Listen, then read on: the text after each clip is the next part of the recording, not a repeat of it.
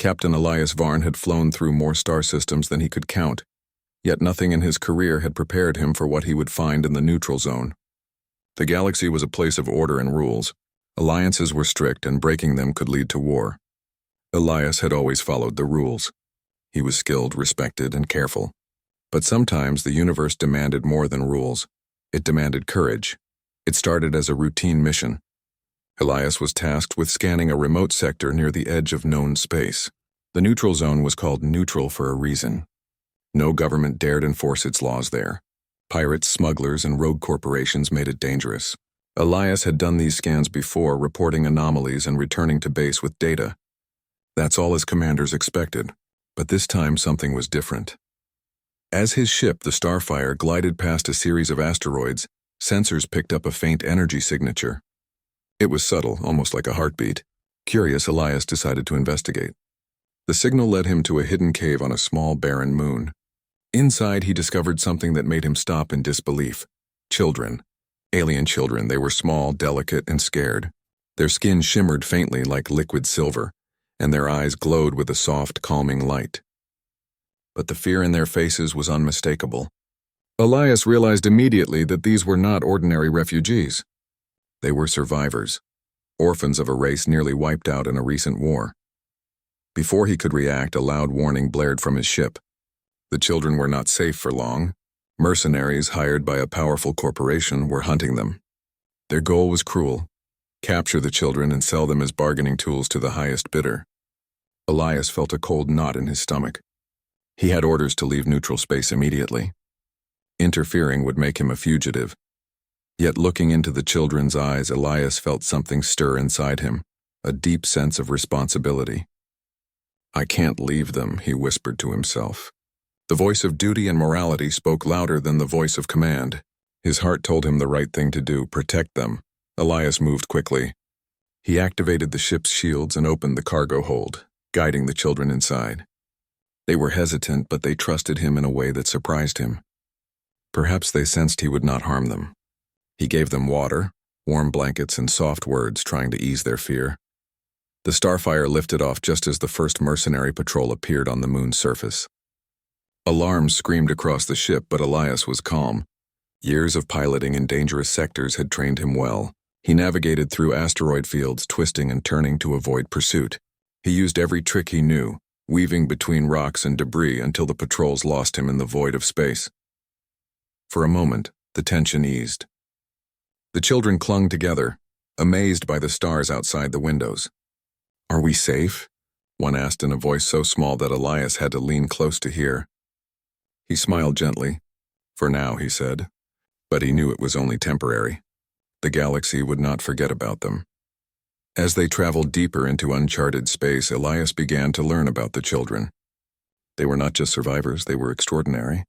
Their minds absorbed knowledge quickly, understanding language, technology, and even basic star maps in hours.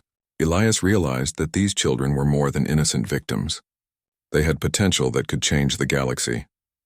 Night after night, he watched them sleep, wondering how the galaxy could be so cruel. But he also felt a spark of hope. Humanity, he thought, had a strength that others often underestimated: courage, compassion, and the willingness to risk everything for others. That strength was what he would need to protect the children, but being a fugitive came with challenges. Supplies were limited, and the authorities were already sending patrols to capture him. Every jump through hyperspace could lead to discovery. Every planet they approached was a risk. Yet Elias refused to back down. "I will not let them be taken," he told himself. Not now. Not ever. The bond between Elias and the children grew stronger with each passing day. He taught them how to operate the ship's systems, how to monitor sensors, and how to communicate in code. They learned quickly, their fear gradually replaced by curiosity and wonder. In return, they shared pieces of their culture, stories of stars and moons that were different from anything Elias had known. One day, as the Starfire passed a gas giant, a distress signal reached them. It was faint, almost lost in the static, but Elias recognized it immediately. It came from another group of survivors, this time adult aliens hiding from the same mercenaries. Elias debated for a moment. Helping them could expose their location, putting the children in danger. but his conscience would not allow him to ignore the plea. He altered course. The rescue was dangerous. Mercenary ships were in orbit scanning for fugitives. Elias used every maneuver, dodging lasers and slipping through hidden asteroid belts. The adults were saved, and in gratitude they shared intelligence about the mercenaries' plans. Elias realized that protecting the children would require alliances, courage, and clever thinking. That night, as the Starfire drifted past a nebula of glowing gases, Elias looked at the children. Their eyes reflected the stars, wide with wonder and hope. "I promise," he whispered, "I will keep you safe, whatever it takes." Little did he know, his decision to risk everything would not only change the lives of these children, but also begin to reshape the galaxy itself. The spark of courage had been lit, and nothing would ever be the same again. As Part 1 ends, Elias Varn is no longer just a starship captain. He is a protector, a teacher, and a symbol of humanity's capacity for bravery and compassion. But the journey ahead is dangerous, and the galaxy has only begun to test him. Captain Elias Varn had always known that survival in deep space required skill and caution. But the responsibility of protecting the alien children added a weight he had never felt before. Each day brought new dangers. The galaxy's authorities were relentless, and mercenary forces constantly scouted for them. Yet amidst this tension, Elias discovered something extraordinary. The children were not just survivors. They were brilliant, quick learners, and remarkably resilient. As the Starfire traveled further from known space, Elias began teaching the children the basics of navigation, communication, and starship operations. Their minds absorbed information at an astonishing pace. Within days, they could read star maps, operate sensor arrays, and even calculate simple hyperspace jumps. Elias was amazed. Humans are not the only clever ones, he thought, smiling. But he also realized that the children had talents far beyond normal comprehension. One evening, while the Starfire drifted past a dense nebula, the ship's youngest passenger, Lyra, noticed something on the sensor screen. "Captain," she said, her voice calm but precise, "there's a ship approaching us, cloaked. Its energy signature is weak, but I can see it." Elias leaned over the console. The readings confirmed her observation. A cloaked mercenary vessel was nearby, likely tracking their previous jumps. Elias's mind raced. The ship was faster and heavily armed, but the Starfire was more maneuverable. He had to act quickly. "Children, stay calm," Elias instructed, his voice steady. "We may need to hide for a while. Lyra, keep tracking their movements. Everyone else, get ready to help if needed." The mercenary ship moved closer, scanning for signs of life. Elias used every evasive tactic he had learned over decades, spinning the Starfire through asteroid clusters, dropping false energy signals, and hiding within the nebula's gas clouds. The children watched, wide-eyed, but they did not panic. Instead, they helped, following instructions precisely, guiding sensors, and even suggesting small adjustments that surprised Elias. Finally, after a tense hour, the mercenaries gave up and moved on. Elias exhaled, relief washing over him. "Good work," he said, smiling at the children. "You were incredible." The children smiled back, proud of their contribution. Elias realized that trust and teamwork were forming a bond between them. Days passed, and the bond grew stronger. Elias shared stories of humanity's history, explaining how humans had survived wars, famine, and disasters, not just through strength, but through courage and compassion. The children listened intently, absorbing not just knowledge but values. They began to understand that courage could exist even in the smallest acts. But the galaxy was not silent. Through intercepted transmissions, Elias learned that the authorities were intensifying their search. They had branded him a rogue agent, and bounties were being placed on his head. Yet Elias refused to surrender. He believed that protecting these children was worth any risk, no matter how high.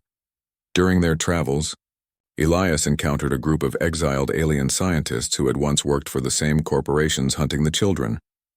They were cautious at first, suspicious of humans, but Elias's courage and honesty won them over. These scientists offered knowledge, helping Elias improve the Starfire's stealth systems and teaching the children how to interface with alien technology. The children, in turn, surprised everyone. One of them, a boy named Kale, discovered how to communicate with alien machines through patterns and frequencies that humans had overlooked. His small fingers danced across a console, sending signals that activated dormant devices in ways that even Elias could not explain. The exiled scientist watched in awe. "They are not just children," one whispered. "They are extraordinary." Despite these small victories, danger remained constant. One day, a massive patrol fleet appeared near a mining station where Elias had hoped to rest and refuel. He had no choice but to act. Using the lessons he had taught the children, Elias executed a complex plan. The children worked the sensors, calculated escape vectors, and even operated the ship's decoy systems. Together, they guided the Starfire through narrow asteroid tunnels, evading capture in a display of ingenuity and teamwork. After the escape, Elias looked at them and said, "I told you, the galaxy may be dangerous, but together, we can face anything." The children's faces glowed with pride and trust. In those moments, Elias felt the true meaning of human strength, courage combined with compassion, amplified by teamwork. However, Elias also knew that survival alone was not enough. The children's abilities could change the galaxy, and that potential made them a target. He began to plan not just for hiding, but for a future where they could safely use their gifts. They needed allies, knowledge, and strategy. As the Starfire traveled further, Elias taught the children about diplomacy. They practiced negotiating with alien cultures, learning the subtle ways to build trust and understanding. He wanted them to know that strength alone did not solve problems. Wisdom, patience, and courage did. One quiet evening, as they passed a shimmering blue planet, Elias sat with Lyra and Kale. "You are not just survivors," he said. "You are the future, and it is your choices that can shape what comes next." The children listened, their eyes shining with hope. Elias realized that this was bigger than any battle or chase. It was a chance to show the galaxy what humanity truly stood for. The part ended with the Starfire approaching the edge of a star cluster. Ahead lay uncharted space filled with possibilities and dangers. The mercenaries and authorities would not give up, but Elias and the children were ready. Together they had learned the first lessons of survival, courage, and trust, and together they would face whatever the galaxy could throw at them. Elias knew that the journey ahead would test them in ways they could not imagine. But for the first time, he also knew that the spark of courage he had ignited in the children, and in himself, could never be extinguished. The galaxy was vast, but human determination, ingenuity, and compassion were stronger than anyone had believed, and so, as the stars stretched endlessly before them, Elias Varn and the alien children prepared for the next step in their journey, a step that could change the galaxy forever. Captain Elias Varn had faced countless dangers in his life, but nothing matched the challenge that awaited him now. The galaxy was closing in. Mercenaries and authority ships hunted him relentlessly, but he no longer felt fear the way he once had.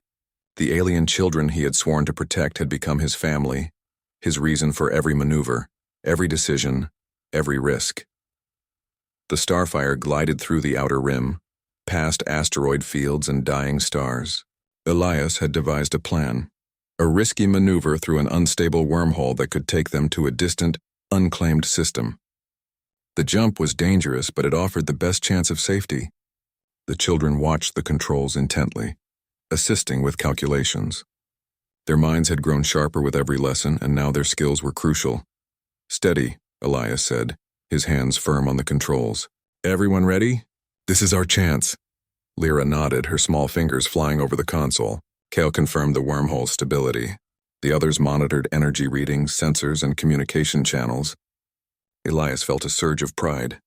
They had become more than survivors, they had become partners, equals in courage and intellect.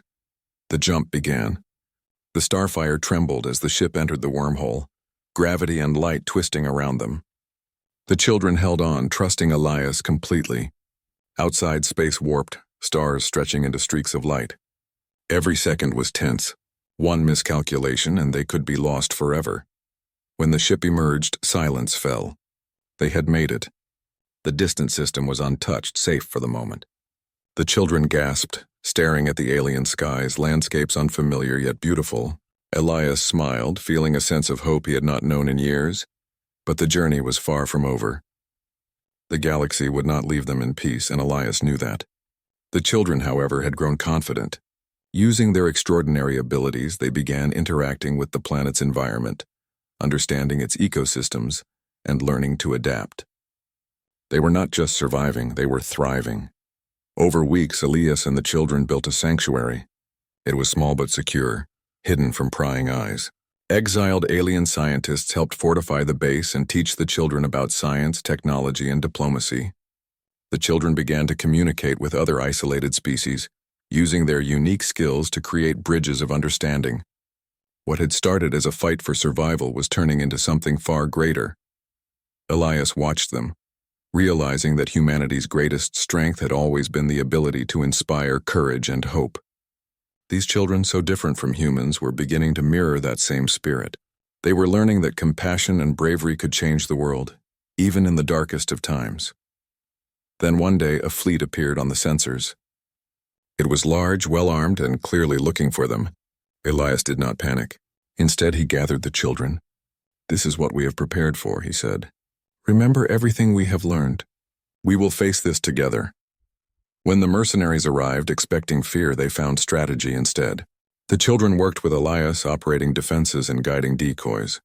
Kyle sent signals to the mercenaries' systems, confusing their sensors. Lyra and the others coordinated the ship's maneuvers, creating a web of misdirection.